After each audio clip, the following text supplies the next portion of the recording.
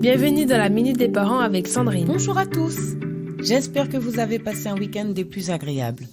Je suis ravie de vous retrouver pour une nouvelle série dédiée à l'univers passionnant de la paternité.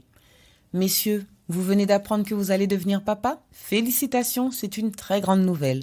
Aujourd'hui, nous verrons comment accompagner et soutenir la future maman au quotidien. Cela peut susciter une multitude d'émotions, passant de la joie à l'angoisse parfois. De nombreux futurs pères s'interrogent sur leur place bien souvent dès le début du projet d'enfant.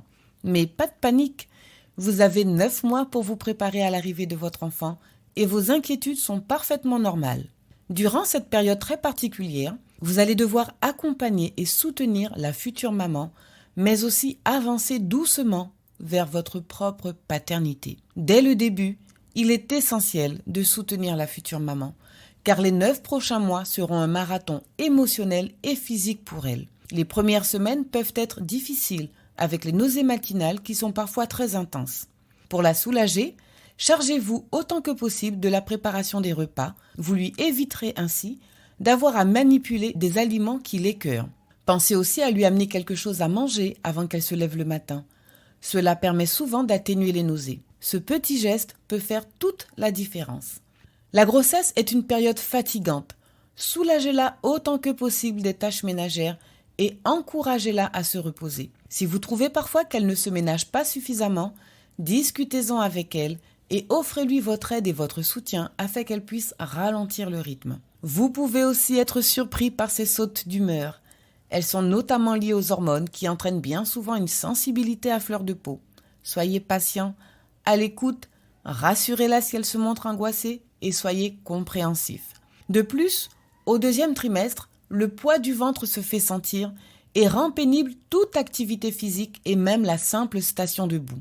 Faites les courses à sa place, portez les charges lourdes, ralentissez le pas pour qu'elle puisse marcher à vos côtés si elle a tendance à s'essouffler. Si elle souffre de maux de dos ou de lourdeur dans les jambes, offrez-lui un massage pour la détendre. C'est le moment idéal pour montrer votre prévenance et aussi l'occasion de vous retrouver en toute intimité. Enfin, la sexualité du couple est souvent chamboulée et la libido de votre compagne peut être moins intense que d'habitude. Parfois, la grossesse peut changer la façon dont le corps réagit. Par exemple, la lubrification peut être moins abondante. Il peut y avoir des douleurs pendant les rapports ou des contractions utérines après l'orgasme, ce qui peut aussi réduire le désir. Montrez-vous patient et compréhensif et évitez d'en faire un sujet de discorde. Communiquez sur vos besoins, vos attentes et vos ressentis afin de maintenir une connexion émotionnelle forte. Pour conclure, messieurs, en accompagnant votre partenaire avec attention et amour, vous vous préparez à accueillir ce petit être qui changera toute votre vie. Profitez de chaque instant. Soyez présents l'un pour l'autre et préparez-vous à embrasser votre nouvelle vie de parents. Voilà, très chers parents, notre chronique touche à sa fin. Je vous retrouve demain pour un nouvel épisode.